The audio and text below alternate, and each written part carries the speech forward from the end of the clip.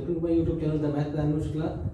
मैं आप सभी का अपने YouTube channel the math plan मुश्किल में बहुत बहुत स्वागत करता हूं। मैं आपके लिए लेके आया हूं क्लास 11 की एक आर डी शर्मा की सीरीज, जिसमें मैं आपको पढ़ा रहा हूं क्लास 11 की आर डी शर्मा और चैप्टर 1 हम लोगों ने कंटिन्यू किया है, जिसमें हम लोग पढ़ रहे हैं सेट थ्योरी। अभी तक हम लोगों ने काफ़ी सारी जानकारी ले ली है। इसके पहले का वीडियो हम एक्सरसाइज 1.5 के इंट्रोडक्शन को शूट करने वाले थे, कुछ टेक्निकल इशू की वजह से वो हमारा वीडियो वहाँ से डिसकंटिन्यू हो गया। तो अब हम यहाँ से कंटिन्यू करते हैं और एक्सरसाइज 1.5 का इंट्रोडक्शन वेन डायग्राम से कंटिन्यू करते हैं। ठीक है, अगर आप मेरे यूट्यूब चैनल के लिए नए हैं तो प्लीज़ पुराने वीडियो देखने के बाद से यहाँ कंटिन्यू करें और मेरे वीडियोस को थोड़ा सा अपने दोस्तों के साथ में शेयर भी करें। तो थोड़ा सा मुझे इस बंद कमरे में पढ़ाते पढ़ाते थोड़ा सा इंटरटेनमेंट आने लगेगा कि मेरे सब्सक्राइबर, मेरे व्यूअर्स और मेरे पास में कमेंट्स बढ़ रहे हैं। चलिए मैं आगे बात करता हूँ। एक्सरसाइज 1.5 का इंट्रोडक्शन स्टार्ट हो रहा है वेन डायग्राम से। तो वेन डायग्राम के बारे में थोड़ी सी इन्फॉर्मेशन लेते हैं, फिर हम आगे के टॉपिक कंटिन्यू करेंगे। सपोज दैट हमारे पास में एक यूनिवर्सल सेट है। यूनिवर्सल सेट की बात मैं ऑलरेडी कर चुका हूँ। यूनिवर्सल सेट क्या होता है? जिसमें सब कुछ समा जाए। जिसमें सब कुछ समा जाए वो क्या होता है? यूनिवर्सल सेट होता है। तो चलो हम बात करते हैं। अब सपोज दैट यूनिवर्सल सेट है हमारा set of all natural number. सारे नेचुरल नंबर का जो सेट हो गया वो हमारा क्या हो गया? एक यूनिवर्सल सेट हो गया। अब इस यूनिवर्सल सेट से हमने दो सेट और बनाए। यूनिवर्सल सेट से बनाए मतलब कि वो दोनों सेट के एलिमेंट यूनिवर्सल सेट में दिखने चाहिए। वो दोनों सेट के जो जितने भी एलिमेंट होंगे वो कहाँ से हमने पिकअप किए हैं? यूनिवर्सल सेट से। हमने एक सेट ए लिया, इसके एलिमेंट लिया 1 2 3 4 5 लिया। ठीक है, हमने एक सेट बी लिया, इसके एलिमेंट लिया 2 4 6 और 8 ले लिया। ठीक है, अब हम इनका वेन डायग्राम बनाते हैं। तो सबसे पहले मेरी बात सुनना, यू क्या हो गया? मेरा यूनिवर्सल सेट हो गया। यूनिवर्सल सेट के अंदर ही सारा काम चलेगा, क्योंकि यूनिवर्सल सेट से ही ये दोनों सेट हमारे बने हैं। ठीक है, तो ये हमने लिख दिया इसको यू, मतलब इसके अंदर जितने भी नेचुरल नंबर आएंगे 1 से लेकर इनफाइनाइट तक सब इसके अंदर पाए जा रहे हैं। मैं लिखा नहीं हूँ, लेकिन आपको एज्यूम करना है कि सारे के सारे नेचुरल नंबर इसमें हैं। अब इससे हमने कितने सेट बनाए? 2 सेट बनाए। तो ऑब्वियस बात है दोनों सेट इसी के अंदर होंगे, क्योंकि दोनों सेट यूनिवर्सल सेट के क्या है? पार्ट है ना। अब आगे सुना, ये मेरा सेट ए हो गया और एक मेरा सेट बी हो गया।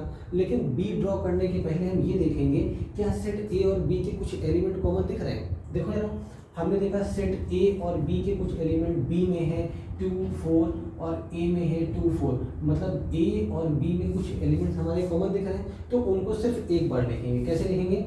ये लिखेंगे हम बी। देखो 2 और 4 ये सेट ए में भी दिख रहा है, बी में भी दिख रहा है। अगर मैं इसको हाइड कर दूं तो आप देखो सेट ए में 2 4 दिख रहा है, और अगर मैं इसको हाइड कर दूं तो सेट बी में 2 4 दिख रहा है। अब सेट ए के सारे एलिमेंट्स को हम लिखते हैं। सेट ए में क्या है? 1 है, 2 हो गया, 3 हो गया और 4 हो गया और ये 5 हो गया। सेट ए कंप्लीट हो गया। सेट बी के एलिमेंट लिखना होगा तो 2 और 4 पहले से 6 और 8 लिख दिया। तो हमने देखा कि सेट ए और बी कहाँ के बने हुए हैं? यूनिवर्सल सेट से बने हुए हैं, और यूनिवर्सल सेट के अंदर ही हमने एक वेन डायग्राम बनाया हुआ है। उम्मीद करता हूँ इतनी बात क्लियर होगी। अभी इसके बारे में और डिटेल में बात करेंगे। तो जो ये पार्ट होगा ना, ये दिखा रहा है कि ए और बी के कॉमन एलिमेंट्स को दिखा रहा है। अभी इनके बारे में और बात करेंगे। पहले से बनाना सीखते हैं। क्या बोलेंगे? इंटरसेक्शन बोलेंगे, यूनियन बोलेंगे, क्या बोलेंगे, वो सब बात की बात है। ठीक है ना। अब चलो मैं फिर से एक काम करता हूँ। मैं एक सेट और लेता हूँ। मैंने एक सेट लिया ए, अब ये पहला हो गया। ठीक है ना। चलो मैं इधर ही बगल में इसको रब कर दूँ, मैं रब कर रहा हूँ मैं। फिर सेट बी हमने इस बार चेंज कर दिया। सेट ए और बी, ए हो गया 1 2 3 4 5। ठीक है, अब सेट बी हमारा हो गया सिर्फ 2। सिर्फ कितना हो गया? 2 हो गया। चलो 1 और 2 मान लेते हैं। 1 और 2 हो गया सेट बी। अब इसका वेन डायग्राम कैसे बनेगा? तो सबसे पहली बात, यूनिवर्सल सेट है तो यूनिवर्सल सेट को तो हमने बना लिया, अंदर बना लिया। अब इस यूनिवर्सल सेट से 2 सेट और बने हैं, ए और बी बना है। तो आप देख रहे हो जो बी के एलिमेंट है वो ए के अंदर दिख रहे हैं। ए के अंदर दिख रहा है ना। देखो बी में क्या है? 1 और 2 है, और ए के अंदर पहले से ही 1 और 2 है। इसका मतलब है कि बी जो बना है वो किससे बना है? ए से बना है ना।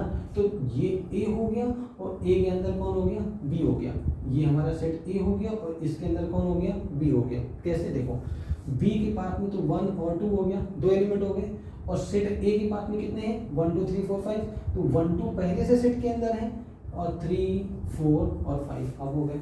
देखो अगर मैं इस अंदर वाले सर्कल को, जिसको हमने सेट बी बनाया है, इसको हटा दें तो हमारे पास सेट ए के सारे एलिमेंट आ जाएंगे 1 2 3 4 5, और सिर्फ बी के निकालना होगा तो 1 और 2 हो गया। क्लियर है? ये दूसरा वेन डायग्राम हो गया। चलो एक एग्जांपल और लेते हैं। एक एग्जांपल छोटा सा और। सेट ए है हमारा 1 2 3 4 5 है। ठीक है, और सेट बी हमने ले लिया, सेट बी ले लिया 6 7 8। बस ठीक है। अब जरा इसका वेन डायग्राम बनाएं, तो ये दोनों सेट जो है ना वो यूनिवर्सल सेट से बने, दोनों सेट यूनिवर्सल सेट से बने। तो यूनिवर्सल सेट तो बॉक्स के अंदर आ गया, ये हमारा यू हो गया। सेट ए और सेट बी के एलिमेंट्स आपस में कहीं भी एक दूसरे से मिल नहीं रहे, सेम नहीं, तो दोनों को अलग अलग। तो 1 के पास में क्या है 1 2 3 4 5, सेट ए के पास में, सेट बी के पास में क्या है 6 7 और 8 हो गए। तो यूनिवर्सल सेट के अंदर दो अलग अलग सेट आ गए। तो ये वेन डायग्राम है हमारे 3, इनका हम बहुत ज़्यादा यूज़ करने वाले हैं, और कैसे यूज़ करने वाले हैं वो अभी आगे के पार्ट में हम पढ़ने वाले हैं। इसी लेक्चर में भी काफ़ी सारा हम कुछ कवर करेंगे। तो चलिए अब हम कंटिन्यू करते हैं 1.4 का डिटेल्ड इंट्रोडक्शन। 2.5 के इंट्रोडक्शन में क्या क्या पढ़ने वाले हैं, हम पढ़ने वाले ऑपरेशन ऑफ सेट, जिसके अंदर में हम कौन कौन से टॉपिक पढ़ने वाले हैं। हम सबसे पहले पढ़ेंगे यूनियन ऑफ सेट्स के बारे में, हम बताएंगे कि यूनियन ऑफ सेट्स क्या होता है। फिर हम बात करेंगे इंटरसेक्शन ऑफ सेट्स के बारे में कि दो सेट का इंटरसेक्शन कैसे निकालते हैं। फिर हम डिसजॉइंट सेट के बारे में बात करेंगे कि दो सेट डिसजॉइंट सेट कैसे होते हैं। फिर हम बात करेंगे डिफरेंसेस ऑफ सेट के बारे में। फिर हम बात करेंगे symmetric difference of two set, और लास्ट में हम बात करने वाले हैं कॉम्प्लीमेंट ऑफ सेट के बारे में। तो हम ये टॉपिक पढ़ने वाले हैं किसके अंदर, हम पढ़ने वाले हैं ऑपरेशन ऑफ सेट के बारे में, जो कि 1.5 का बेसिक इंट्रोडक्शन है। तो इनको बहुत डिटेल पढ़ना, क्योंकि लेक्चर थोड़ा सा लंबा होगा, क्योंकि मैं थोड़ी चीजें डिटेल में बताऊंगा, ठीक है ना। तो बेसिक्स आपकी बिल्कुल क्लियर कराऊंगा। यहाँ पे पढ़ने के बाद आपको कहीं के कोई भी सोर्सेज का यूज करने की जरूरत नहीं है, मैं इतने डेप्थ में एनालिसिस करके पूरा समझाने वाला हूँ। तो चलिए कंटिन्यू करते हैं। हमारा पहला topic union of sets, topic है union of sets. Union of sets को हम थोड़ा सा बातचीत करते हैं। सपोज दैट हमारे पास में कोई दो सेट है, कोई भी दो सेट जो भी आपको लेना है वो ले लेते हैं। तो हमारे पास में कोई सेट है, एक सेट ए हो गया और दूसरा सेट कौन सा हो गया, बी हो गया। अब हमने ये बोला कि ए और बी का यूनियन लिखना है, तो पहली बात तो यूनियन को लिखते कैसे ये देखते हैं। हम किसी भी दो सेट ए और बी को अगर हम यूनियन के फॉर्म में लिखेंगे तो उसको हम लिखते हैं A union B. This symbol is denoted to union. जो यू करके बना हुआ है ना, ये यूनियन को डिनोट करेगा, मतलब ए यूनियन बी। अब इसका यूज क्या होता है इसकी बात करते हैं। जैसे हमारे पास में एक कोई सेट है, एक कोई सेट ए है, एक कोई सेट ए में क्या है, ए में हमने लिखा 1 2 3 4, ठीक है। सेट बी में हमने लिखा 3 4 5 6, ये सेट बी लिख लिया। अब हमने कहा आपको निकालना है ए यूनियन बी, बहुत इजी समझना। हमने क्या बोला, हमको निकालना है A union B, union of sets. हमारे पास दो सेट है, उनका हमको क्या निकालना है, यूनियन। तो यूनियन कैसे निकालेंगे, देखो जो एलिमेंट एक बार आया होगा उसको एक बार लिखेंगे, जो 2 बार आया होगा या 3 बार आया होगा उसको भी एक बार लिखेंगे। तो जरा देखो, इसमें 1 हो गया, 2 हो गया, 3 हो गया, 4 हो गया, सेट ए के सारे एलिमेंट लिखा। यहाँ पे है तो हमने देखा 3 4 है, और 3 4 ऑलरेडी हम यहाँ लिख चुके हैं, तो 3 4 अब हम यहाँ नहीं लिखेंगे। अब बचा हुआ क्या लिखेंगे, 5 और 6 लिखेंगे। इतनी बात मेरी क्लियर हो गई। देखो हमने क्या किया, कुछ नहीं किया, हमारे पास दो सेट ए और बी थे। हमारे पास सेट ए क्या कर रहा था 1 2 3 4 इसके एलिमेंट्स हैं, सेट बी के एलिमेंट क्या है 3 4 5 6 हैं। हमको निकालना था ए यूनियन बी, ए और बी का क्या निकालना था, यूनियन। ए यूनियन बी कैसे निकालेंगे, सारे एलिमेंट्स को हमको एक सेट के अंदर लिखना होता है। तो हमने देखा ए के सारे एलिमेंट 1 2 3 4 लिख लिया। फिर हमने देखा 3 4 यहाँ पे है, तो 3 4 हम ऑलरेडी लिख चुके थे, तो बचे हुए एलिमेंट को हमने यहाँ लिखा। अब इसका वेन डायग्राम देखते हैं, वेन डायग्राम कैसा होगा। वेन डायग्राम कुछ ऐसा होगा, देखो ये हो गया सेट ए हो गया, फिर ये हमारा हो गया सेट बी हो गया। अब आप कहेंगे सर आपने ये क्यों बनाया इसलिए है कि ए और बी के कुछ एलिमेंट्स कॉमन है ना, कुछ एलिमेंट कॉमन है, कौन से 3 और 4 यहाँ भी, 3 और 4 यहाँ भी। तो जो कॉमन एलिमेंट्स होंगे उनको एक बार लिखेंगे, यहाँ पे हमने लिख दिया। सेट ए में क्या बचा 1 2 बचा, और सेट बी में क्या बचा 5 और 6 बचा, और इसको एक यूनिवर्सल सेट के अंदर हमने बंद कर दिया, वो हमारा क्या हो गया, यू हो गया। उम्मीद करता हूँ इतनी बात मेरी क्लियर होगी। ये हमारा ए यूनियन बी हो गया। अब मेरी अगली बात सुनना ध्यान से, ऑफिशियल डायग्राम देखते हैं, इसका स्टैंडर्ड डायग्राम क्या है हमारा। अब सपोज दैट हमारे पास में एक सेट ए है, इसको रब कर देता हूँ मैं। बहुत सारी चीज़ें यहाँ पे हम सीखेंगे यूनियन के बारे में। हमने इसको रब कर दिया, हमने देखा कि हमारे पास में एक सेट ए है और एक सेट कोई बी है, ए और बी दो सेट है। हमने क्या निकाला, उनका यूनियन। तो हम सबसे पहली बात तो उसको बंद करेंगे यूनिवर्सल सेट के अंदर। हमने ये सेट ए लिखा और सेट बी लिखा। तो यूनियन में क्या होता है, सारे एलिमेंट्स आपस में कंबाइन हो जाते हैं। तो ये हमारा जो डायग्राम बनेगा, ये हमारा यूनियन ऑफ टू सेट बनेगा, ये जो सेट कहलाएगा, जो हमारा डायग्राम है, ये ए यूनियन बी कहलाएगा। क्या कहलाएगा? A union B. मतलब ए और बी के एलिमेंट्स आपस में क्या हो गए? सारे के सारे कंबाइन हो गए। अब मेरी एक बात ध्यान से सुनना, जो सबसे इंपॉर्टेंट चीज़ बताने जा रहा हूँ, वो बच्चों को बहुत कन्फ्यूजन होती है। यकीन मानो यहाँ देखने के बाद कोई कन्फ्यूजन नहीं होगी आपको, 110% डैम श्योर दावा है मेरा, कुछ भी आप नहीं कन्फ्यूज होंगे। क्या बताने वाला हूँ उसको सुनना। सबसे पहली बात, मैंने कोई एलिमेंट लिया x, मैंने कहा x बिलोंग कर रहा है ए यूनियन बी में। कोई भी एलिमेंट x, मैंने कहा x बिलोंग कर रहा है ए यूनियन बी में। तो क्या आपको मालूम है कि x यहाँ है कि यहाँ है कि यहाँ है?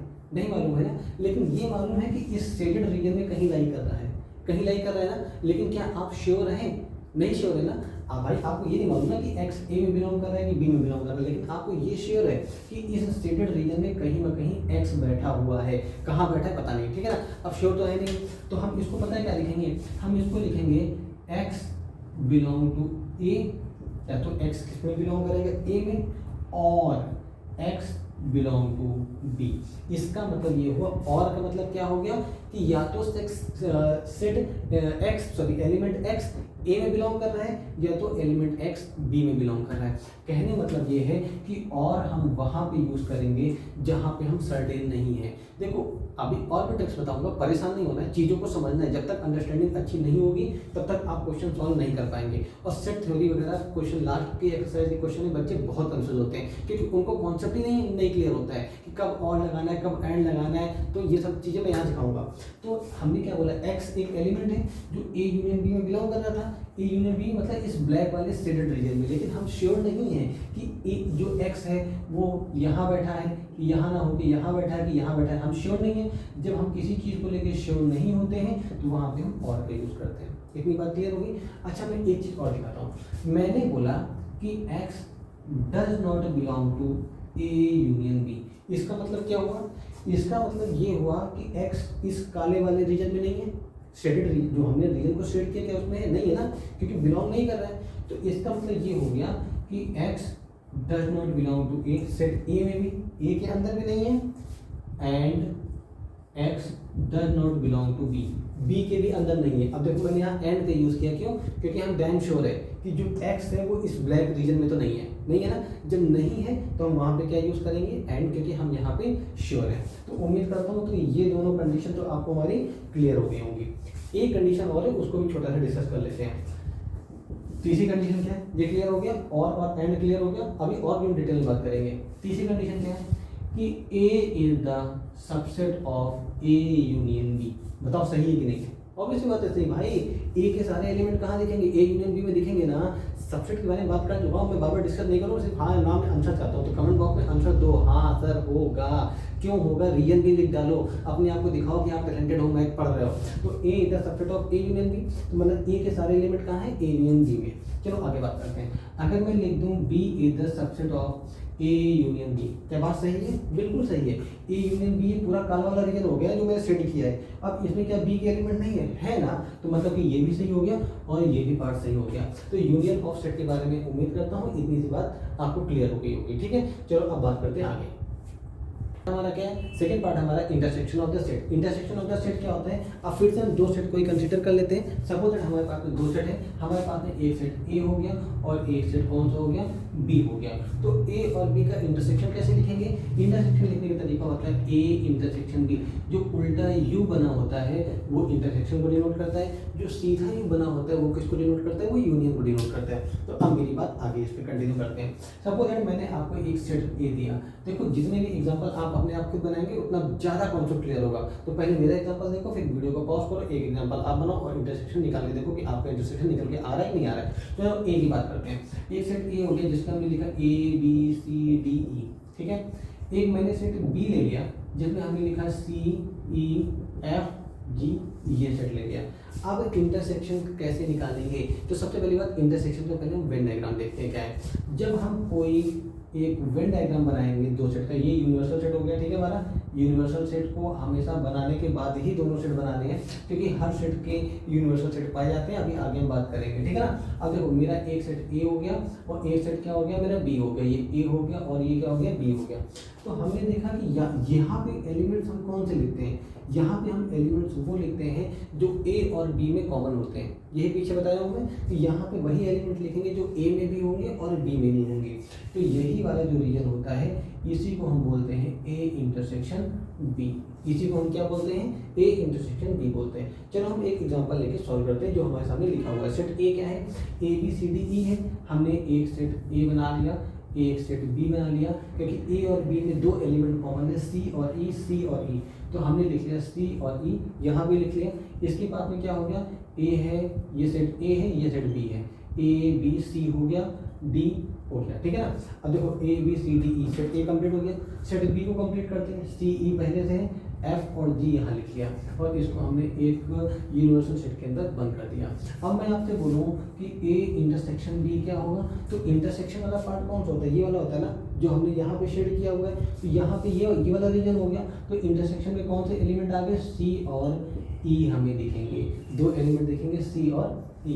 इतनी बात मेरी क्लियर हो गई। एक एग्जांपल और लेते हैं आपके कॉन्सेप्ट को और बेटर तरीके से क्लियर करने के लिए। इंटरसेक्शन क्लियर हो गया कि इंटरसेक्शन किसको बोलते हैं, चलो आगे बात करते हैं।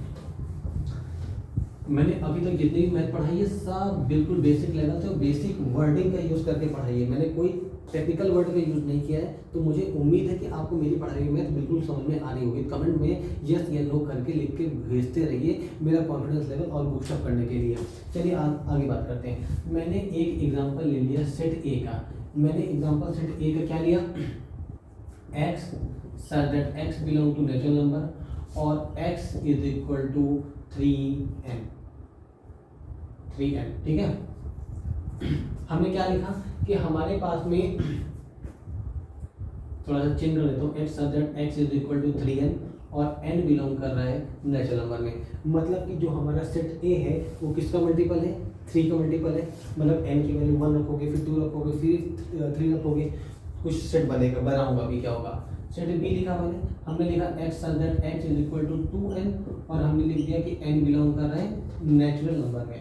अब दोनों का मतलब क्या है और दोनों की चीज़ों को डिटेल में समझते हैं। देखो सेट को बनाना है, इंटरसेक्शन निकालना है या यूनियन निकालना है, तो आपको सेट को रोस्टर फॉर्म में लिखना पड़ेगा। रोस्टर फॉर्म मालूम है ना, पीछे बता चुका हूँ, पढ़ना है, पढ़ने के बाद फिर देखना अगर क्लियर नहीं हो रहा है तो हमारे पास जो भी सेट गिवन होगा ना सेट बिल्डर फॉर्म में, उसको किस में कन्वर्ट करना है, उसको रोस्टर फॉर्म में कन्वर्ट करना है। तो सेट ए के एलिमेंट्स क्या है, देखो n की कहाँ बिलोंग कर रहा है, नेचुरल नंबर में। तो नेचुरल नंबर क्या होते हैं, मतलब कि n की वैल्यू 1 2 3 4 एंड सो ऑन ऐसे रखोगे आप।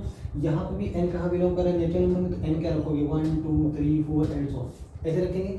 अब मेरी बात को ध्यान सुनना, x इज इक्वल टू क्या है 3n है। n की वैल्यू सबसे पहले आपने यहाँ से उठा के 1 यहाँ पे रखा, तो 3 इंटू 1 कितना आ जाएगा 3 आ जाएगा। फिर n की वैल्यू उठा के यहाँ पे रखा 2, तो 3 टू कितना आ जाएगा 6, 3 6 9, 3 4 12, 3 5 15, 3 6 18, sorry 18, 3 7 21 and 3 8 24 and so on ऐसे बनेंगे।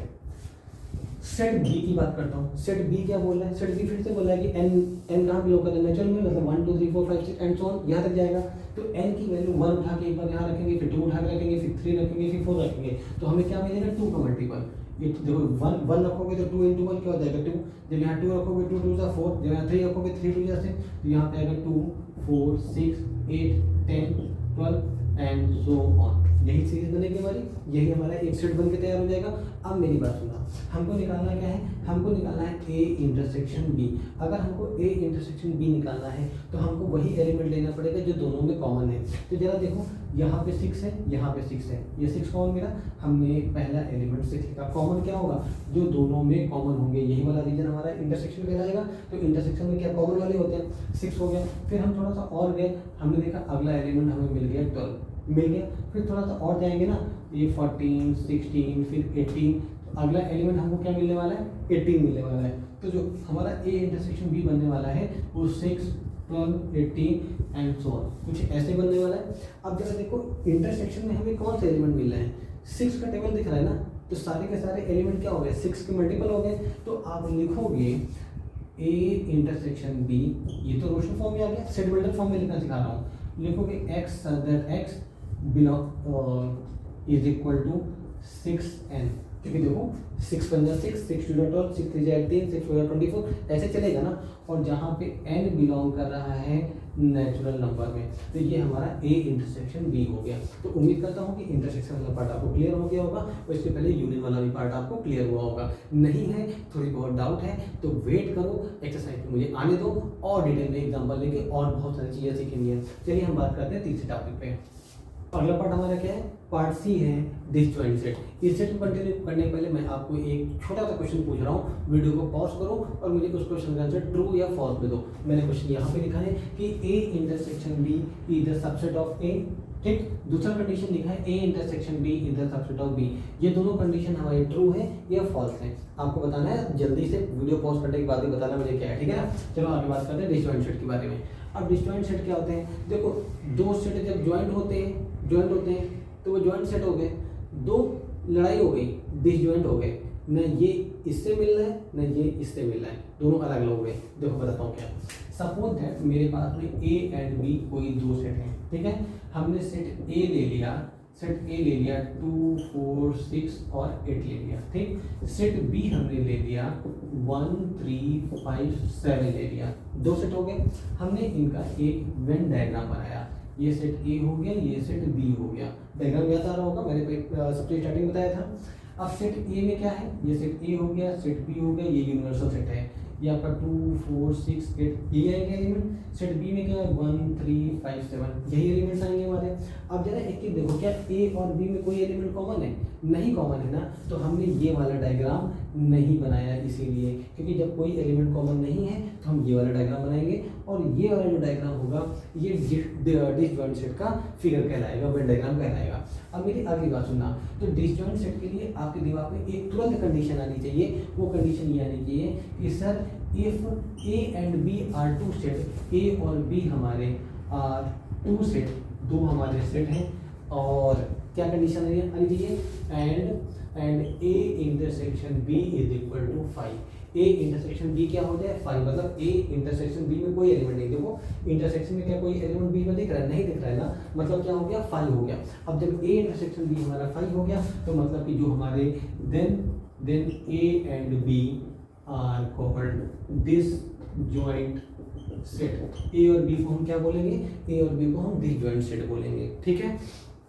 अगली बात, अच्छा एक कंडीशन यहाँ पे मैं और पूछता हूँ, अगर मेरा A intersection B not equal to 5 होगा, वहाँ इक्वल टू 5 है ना, तो डिसजॉइंट सेट हो गया, इज नॉट इक्वल टू 5 है, तब क्या होगा, अगर A intersection B is not equal to 5 होगा तो वो कहलाएगा हमारा ज्वाइंट सेट, या हमारा कहलाएगा इंटरसेक्शन सेट, या हमारा कहलाएगा ओवरलैपिंग सेट। ये हमारे तीन नाम हो जाएंगे, ठीक है ना।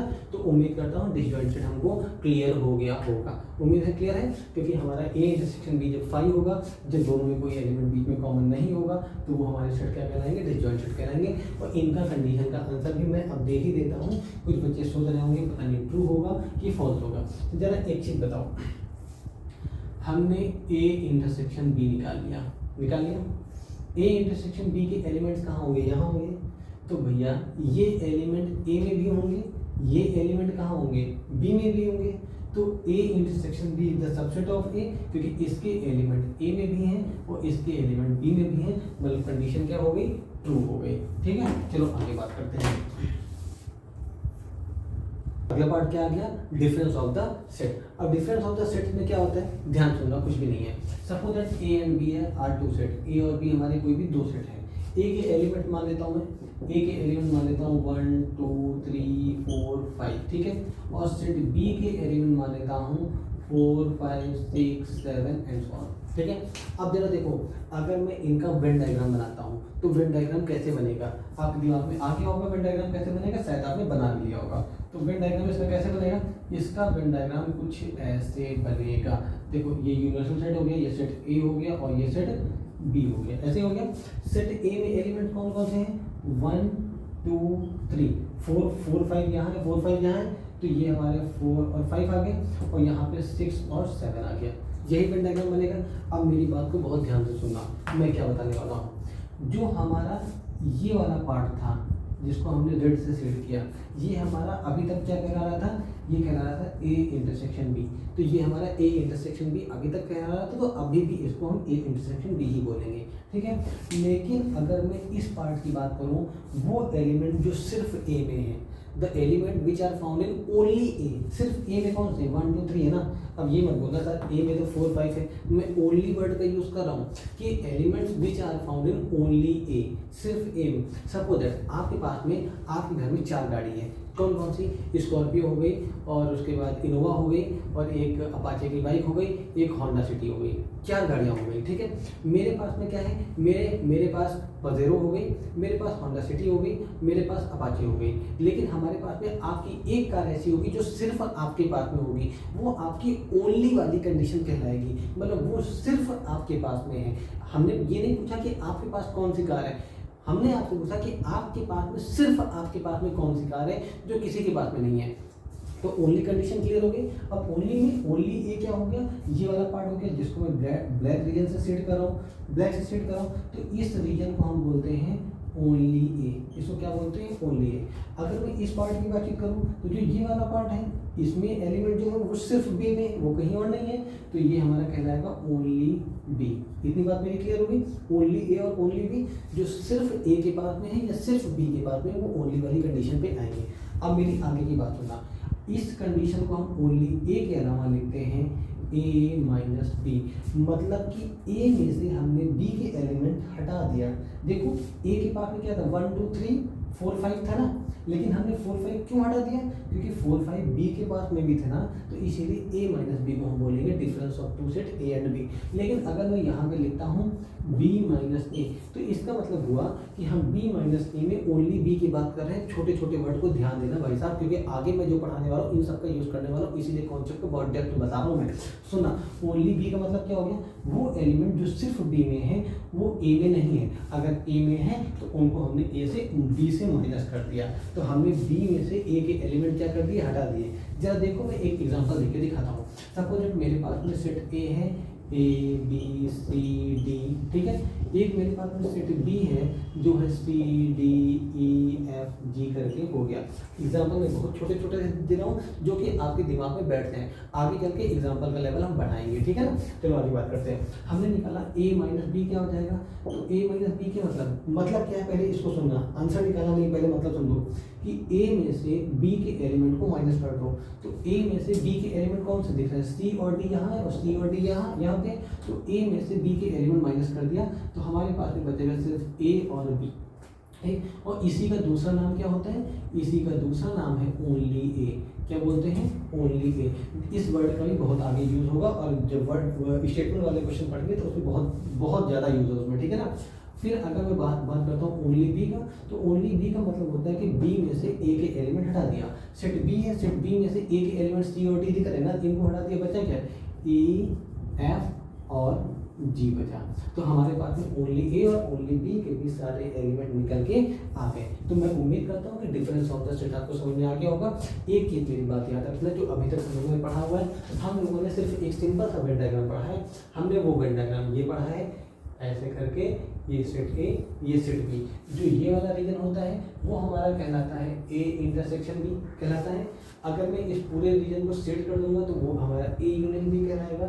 जो हमारा ये रीजन होता है इसको हम सिर्फ ओनली बी बोलते हैं, ये बी हो गया, ये ए हो गया, जिसको हम बात करते हैं बी माइनस ए। जो ये वाला रीजन है हमारा, ये वाला रीजन है, इसको हम बोलते हैं सिर्फ ओनली ए, और इसको लिखते हैं ए माइनस बी। तो इतनी सी बात मेरी याद रखना, और ये हमारा यूनिवर्सल सेट होता है, ठीक है। तो चलो आगे बात करते हैं। अगर मैं इसको पूरा सेट कर देता हूँ तो हमने अभी बोला क्या हो जाएगा, जो पूरा सेटिंग वाला पार्ट हो जाएगा वो पूरा कहलाएगा ए यूनियन बी। तो हमने अभी इन 4 चीज़ों के बारे में बात किया, 4 नहीं वैसे इनको हम 6 बोलेंगे, क्योंकि हमने ओनली वाले कॉन्सेप्ट भी इसी में ऐड करवा दिया है। तो चलिए अब अगले पार्ट की बात करते हैं। अगले पार्ट ई की, जो हमारा symmetric difference of two set. अब symmetric difference of two set में फिर से वही कंडीशन कि हमारे पास में ए और बी, हमारे पास में जो क्या हो गए, कोई भी सेट हो गए। अब इनका एक वेन डायग्राम बना लेता हूँ मैं। अब मेरी बात को बहुत ध्यान सुनना। अगर मैं इनका वेन डायग्राम बनाता हूँ, देखो कुछ चीज़ें ऐसी होती है ना, वेन डायग्राम से समझोगे ज़्यादा बेटर अच्छी अंडरस्टैंडिंग आएगी, तो इसीलिए बार बार वेन डायग्राम से ही समझा रहा हूँ और इसको ऐसे ही समझना भी है। याद मत करना, कोई याद करोगे तो भूल जाओगे, समझोगे तो कभी नहीं भूलोगे, और डायग्राम बना बना के समझोगे तो जिंदगी में कभी नहीं भूलोगे, क्योंकि आगे तुम लोगों को एनडीए देना है। अगर आप 11th-12th में मैथ लेके पढ़ रहे हो तो ऑब्वियसली बात है एनडीए देना होगा आपको, आईटी जेईई मेंस वगैरह देना होगा, तो आपको फाउंडेशन यही आरडी शर्मा ही तैयार कराएगी। फाउंडेशन के लिए अलग से कहीं से और कोई सिलेबस निकल के नहीं आता है, इसीलिए आरडी शर्मा पढ़ा रहा हूँ मैं। सुनना, अगर हमारे पास ए और बी दो सेट है, हमने उनका एक वेन डायग्राम बना लिया। अब मेरी बात को ध्यान से सुनना, अगर मैं इसकी बात करता हूँ इस रीजन की, तो आप बोलोगे कि ये सेट ए है और ये सेट बी है, ठीक है। तो ये जो ये वाला रीजन है, ये रीजन हमारा क्या कहलाएगा, ये रीजन कहलाएगा मेरा ए माइनस बी, जिसको हम बोलते हैं ओनली ए, ये कहलाएगा। अगर मैं इस रीजन की बातचीत करता हूँ, ये रीजन हमारा जो सेकंड पार्ट है, तो ये रीजन कहलाएगा मेरा बी माइनस ए, जिसको हम बोलते हैं ओनली बी। यही तो अभी तक हमने पढ़ा है। अब अगर हमने जो रीजन को सेट किया है उसका हम यूनियन बना लेते हैं, उसका हम क्या कर लें, यूनियन बना लें, तो वो हमारा कहलाएगा सिमेट्रिक डिफरेंस ऑफ सेट। मतलब समझो क्या है, मतलब ये है कि ये पार्ट हमारा क्या था, हमारा ए माइनस बी था, ये पार्ट हमारा क्या था, बी माइनस ए था, और इसका यूनियन बना ले, तो वो हमारा क्या कहलाएगा, वो हमारा कहलाएगा symmetric difference of two set. हम एक एग्जांपल लेके इसको और अच्छे से समझते हैं। सुनना, मेरे पास में एक सेट ए है जिसके एलिमेंट हैं 2, 4, 6, 8 और 10। हमने एक सेट बी लिखा जिसके एलिमेंट हैं 6, 8, 10, 12, 14, ठीक है। अब मैंने बोला कि ए माइनस बी की वैल्यू क्या होगी, तो आप बोलोगे सर ए माइनस बी की वैल्यू होगी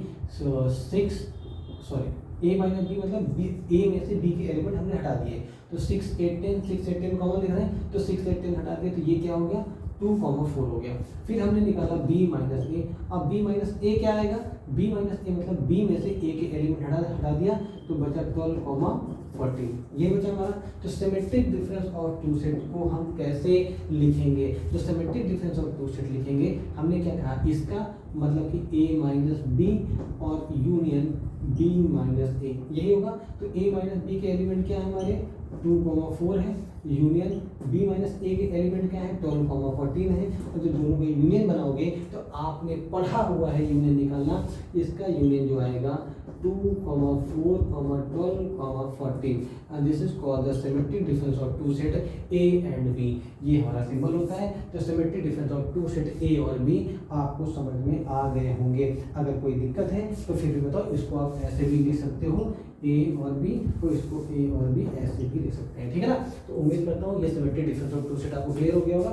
एक लास्ट पार्ट बताया कॉम्प्लीमेंट ऑफ सेट, उसके बारे में पढ़ते हैं और हमारा 5.1 का पूरा इंट्रोडक्शन खत्म। हमसे पढ़ने के बाद आपको कहीं भी कोई सोर्स का यूज नहीं करना, मैं बार बार बोल रहा हूँ, मेरे वीडियोस को बार बार देखना है, मैं इतना कंटेंट प्रोवाइड करा दूंगा कि आपको कहीं और जाने की जरूरत नहीं पड़ेगी। और प्लीज़ उन बच्चों को जरूर रिकमेंड करें जो फाइनेंशियली बहुत कमज़ोर हैं, जो विलेज से बिलोंग कर रहे हैं और एक्चुअली मैथ पढ़ने में बहुत इंटरेस्टेड हैं, वो अच्छे टीचर को नहीं हायर कर सकते हैं, वो अपने गांव से बहुत दूर पढ़ने नहीं जा सकते हैं। मैंने बहुत सारे ऐसे बच्चों को मैंने पढ़ाया है और मैं बहुत सारे ऐसे बच्चों से इंटरेक्ट हुआ हूँ। ये मेरे सारे के सारे वीडियोस उन्हीं बच्चों के लिए डेडिकेटेड हैं, ठीक है। चलो आगे बात करते हैं।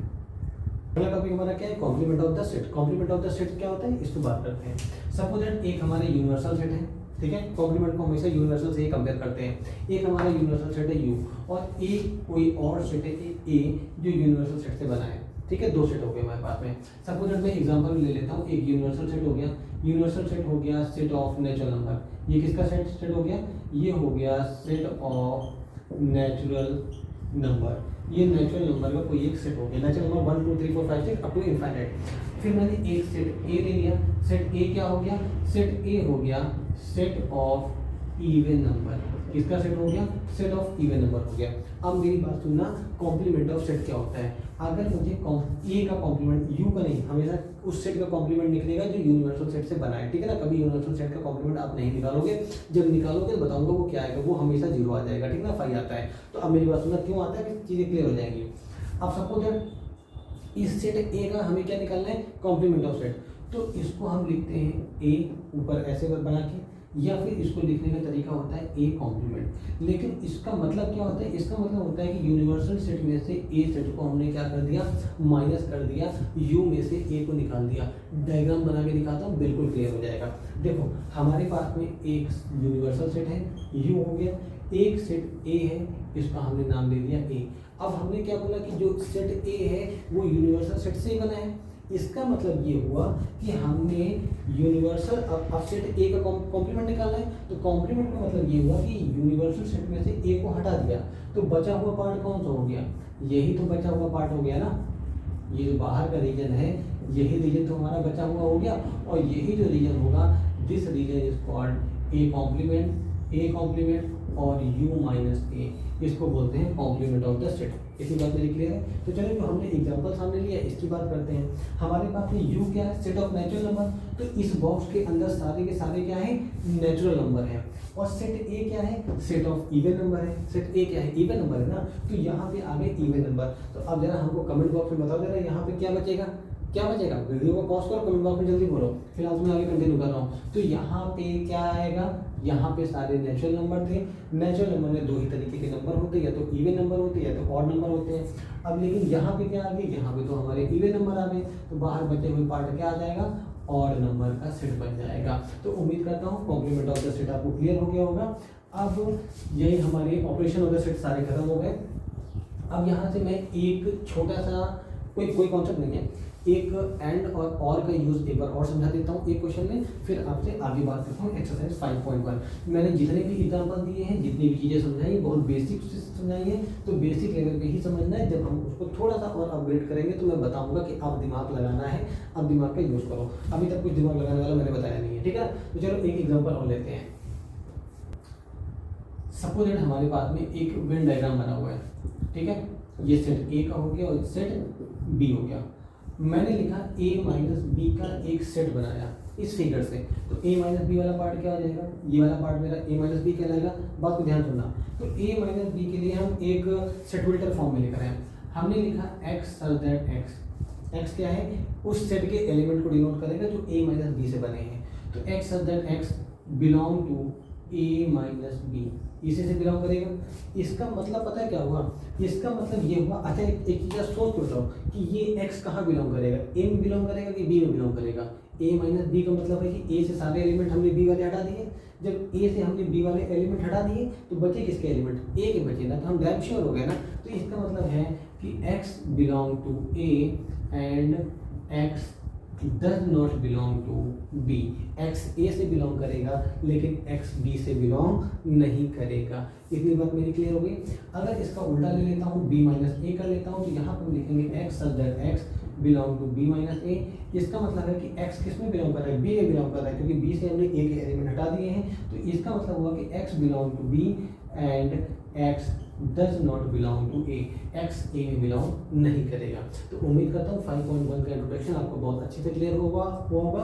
मैंने बहुत सारी बेसिक चीज़ें आपको बताई। एंड और का यूज जरूर समझना, क्योंकि वो आगे चल के यूज़ होने वाला है 1.6 1.7 में, तो उसका हम बहुत डिटेल में आगे और सीखेंगे, ठीक है ना। तो चलो ये लेक्चर यहाँ पे खत्म होता है, क्योंकि अब लेक्चर को आगे बढ़ाने की जरूरत नहीं, क्योंकि लेक्चर ऑलरेडी बहुत लंबा हो चुका है। अब हम एक्सरसाइज 1.5 अगले वीडियो में कवर करेंगे।